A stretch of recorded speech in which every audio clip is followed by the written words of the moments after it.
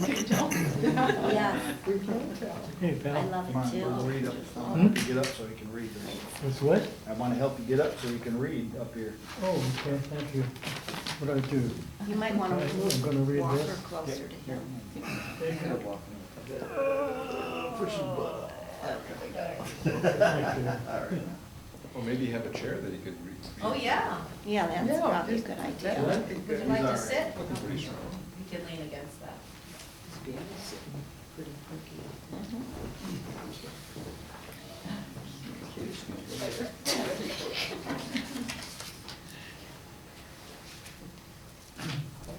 Psalm 89, verses 1 and 2. I will sing of the Lord's great love forever. With my mouth I will make your faithfulness known through all generations. I will declare that your love stands firm forever, that you have established your faithfulness and love in heaven itself. Matthew 25:34 through 40.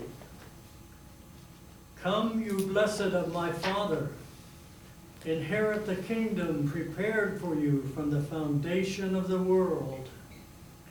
For I was hungry, and you gave me food. I was thirsty, and you gave me drink. I was a stranger, and you took me in. I was naked, and you clothed me. I was sick, and you visited me. I was in prison, and you came to me. Then the righteous will answer him, saying, Lord, when did we see you hungry and feed you, or thirsty and give you drink? When did we see you a stranger and take you in, or naked and clothe you? And when did we see you sick or in prison and come to you? And the king will answer and say to them, Assuredly, I say to you, inasmuch as you did it to one of the least of these, my brethren, you did it to me. Mark 12:29-31.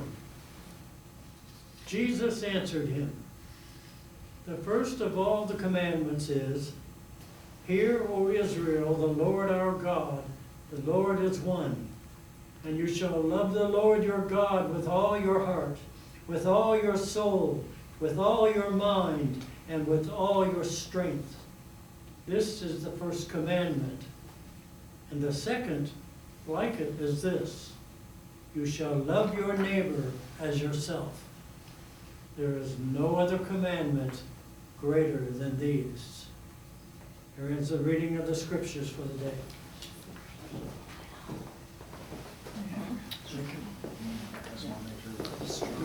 Okay, thank you. Very good. Beautiful. Thank Thank you. you, Darren.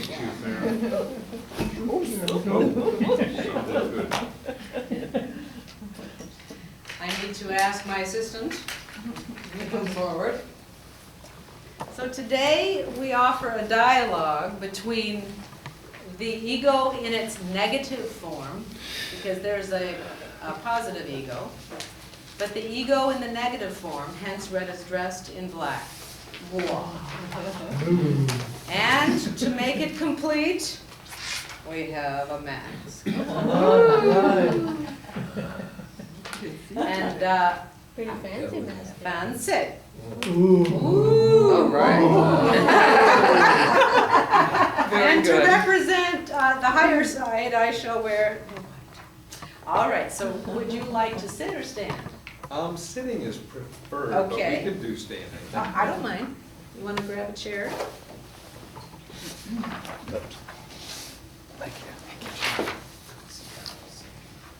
So if you could sit and come that way and you could focus to the. I'll be looking out that way. Yeah.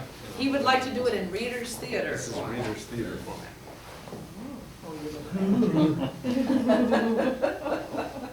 There will be a little bit of time after this dialogue where I will ask you some questions. So listen carefully to what we're actually saying. Oh, we got a test. There's gonna be a quiz. It will be very easy to pick up. So I'll begin. The theme of Valentine's is about love, yes? Yes. And love's voice does not always move from a place of agape. From Wikipedia, agape means the highest form of love and charity. The love of God for humankind, and humankind for God. Agape embraces a universal, unconditional love that transcends and persists regardless of circumstance. Also, it goes beyond just emotions to the extent of seeking the best for others. So, let us hear and consider a dialogue between the voice of the higher self, rooted in agape love, God's love, and the ego in its negative form. Very distracting. And we will, as I said, we will enjoy a discussion following.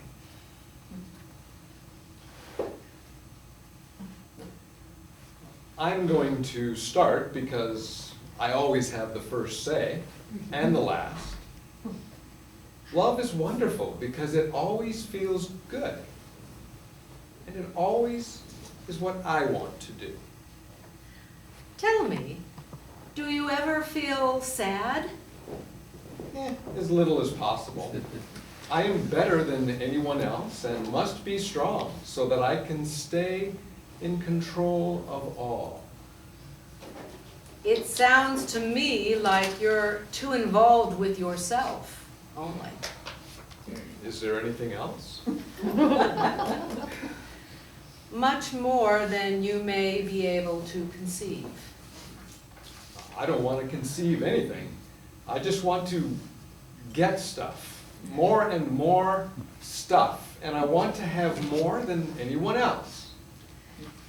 And that is like a black blindfold on your eyes. I see what I want to see.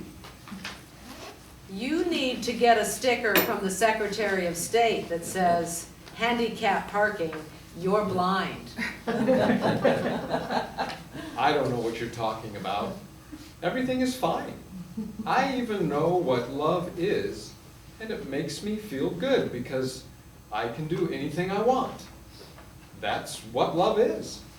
Doing anything I want, when I want, to whoever I want. And that feels good. Even God cannot do whatever God wants. And God is love. That's God's problem, not mine. It may be much more your problem than you can even imagine. Yeah, I'm getting bored. I will pray for you. Don't bother. Unfortunately for you, you can't control me. True love gives freedom and does not seek to dominate or to control. I enjoy ignoring you. The love in me makes me feel sad about that. You shouldn't feel anything that hurts.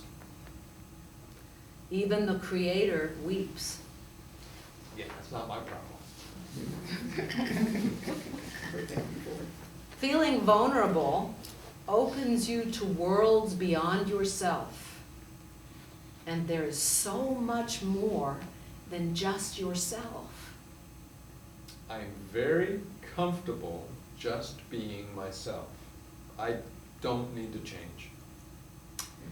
In real love, my dear friend, there is always the willingness to sacrifice.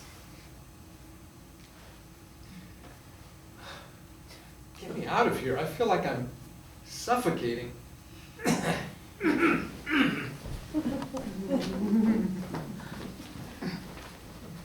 Done. Mhm. Well said. Very good. For you, actually, I'll ask you to remain. You might have some insight. Okay. So here's some questions for you, because the best way to learn is with each other. What themes in this dialogue caught your attention? What made you perk up?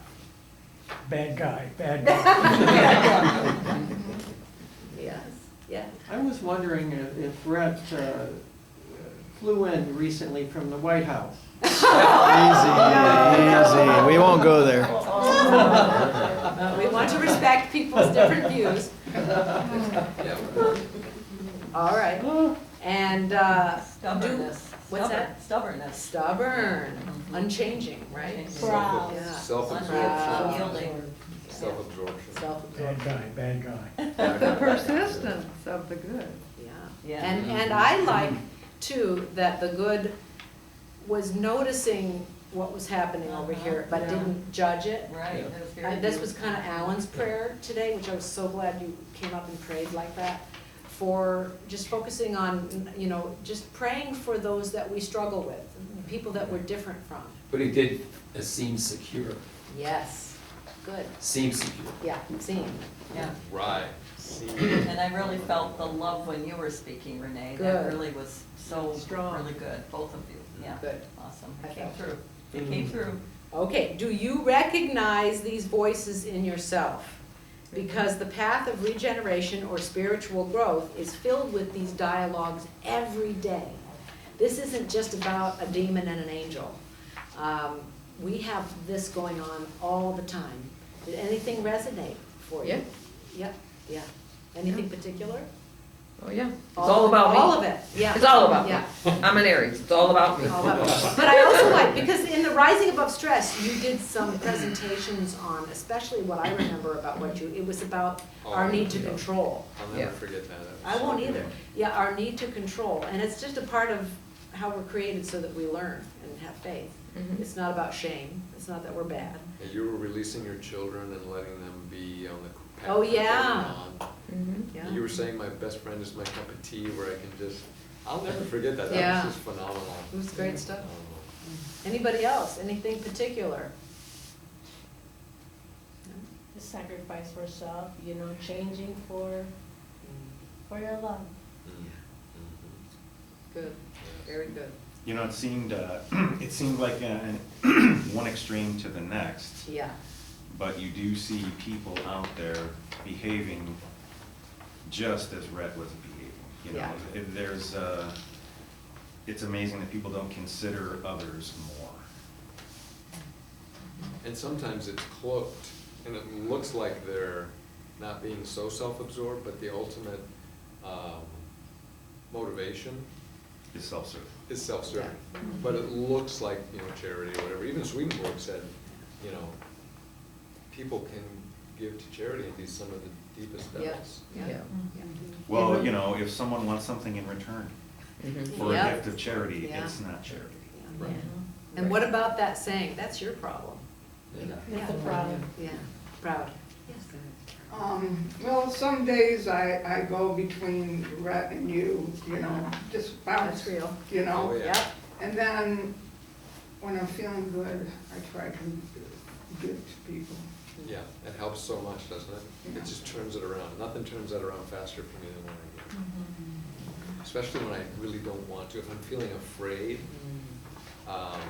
everything inside my ego mind is telling me, don't give right now, you don't have anything to give from. You're caving in, you know, Yeah. the world is treating me unfairly. Mhm. Just Yeah. close in and brace for the worst. Keep it all in. Right, but that just makes everything worse. Mm-hmm. So if I just fight out of that and say, no, I'm going to give, in fact, that's why I sang And I Love You So at the Love concert the other night. I wasn't gonna sing anything, to be honest with you. I woke up one morning feeling so overwhelmed by work and just like the world was falling apart. And I said, you know, what do I do, Holy Spirit? I don't wanna perform, I don't wanna do anything. And I heard, then give. Choose a song right now, today, and commit to do it, and just do it. And I did, and I'm so glad I did. So glad I did. that was so And beautiful. then I turned everything around. I had a magnificent day that day because I chose to give when I did not want to give. Yeah. I've really learned too, that we learn very well when things on the outside of us mirror back ourselves, which is why this kind of dialogue is so powerful for us, because we're representing what's going on inside of all of us, and it's okay. But Yeah, one thing I don't understand though is what's wrong with self-consciousness? what's wrong with With it? being self-conscious? What's wrong with it? Yeah. Being self-conscious? Conscious. Nothing. Nothing. But then once you become self-conscious, you get into this whole, It's all fodder, And there's a difference between self-aware yeah. right? and being, negatively self-conscious, Yeah. where you're just only aware of your own needs mostly. But even that is a gift, because I believe that Swedenborg is right on this one, that hell is defined by not caring at all. So if you're self-conscious, there's a level of caring still going on. It's not developed yet. It's a rhetorical question. Yeah, yeah. Okay, why are we created with both an ego with a negative form and a higher self? Why are we so complicated? Why do we have this dark force and this lighter force of love? Yeah. I just think it's because we were given a choice in the Garden of Eden. There was bliss and support and constant love. And then we choose as humans to go outside of that and have our own choice. A lot of my patients have no clue about the mind-body-spirit connection. They have no clue at all. They don't even know that the brain sends a nerve down to right into our heart. And they just have no concept that there's two brains. There's our, like you're talking about, ego, and there's the love side, and then our heart is the spiritual center. But a lot of the public has no clue of that. And so they just keep choosing the humanness and the fear, and that's my concept. Thank you. And do you realize that how blessed all of you are? That you know this? There's so many of us yet to know. They will come to know, I believe that. But right now, it is such a tool, such a gift to know that you have a choice. And we all have bad days. We all have days where we go to the dark side, which is really a teacher. And the more that we see the dark side as a teacher, the stronger our faith will become. I would say, Yeah. Pointing to you. I would say that, I think God gave us the ability to be self-serving as a survival tactic. Yep. When things are going really rough, if you didn't have that, you would just give oneself up to Yep. die. So, Yep. as you're able to maneuver in life and get yourself a solid place to live, and you have the comforts, then I think that's when most people activate that spiritual self in themselves. And otherwise, like I said, that other part's usually forefront just to survive. And it is a gift. Yeah, Actually, they both are. Actually, the psychologist Abraham Maslow spoke about that in the hierarchy of needs, that Yeah. if we're in a survival state, especially as a child, but even in our adult years, if we're surviving, we're trying to live by having a place, a roof, as Janine prayed for. Mhm. Thank God we have a roof over our head and we're warm, we have enough food to eat. Maslow will say, no matter what age, but especially when we're young, if we're trying to survive all those self-actualized higher states, the higher self doesn't activate yet. Right. Because it is a gift that we have to put our energy and time and choices into surviving. Right. And that is a high gift. Perfect example of that Perfect. is, I don't know if anybody's ever seen Les Mis. There's a part in there where the Mhm. preacher Oh, yeah. gives this poor guy who's trying to survive these candles, lets him off the hook when he rips them off, Because he Oh, yes. he saw Right. the place he was in, and then, you know, we all have to be able to survive before we can engage that spiritual self, Beautiful. You know. And that's why it's important to support the homeless shelters. right? That's why it's important to give like you do for the service dogs, for the veterans, why you make donations for the Right. Methodist ministry for veterans. Because if we don't help each other survive as a race, we won't actualize. Right. We can't.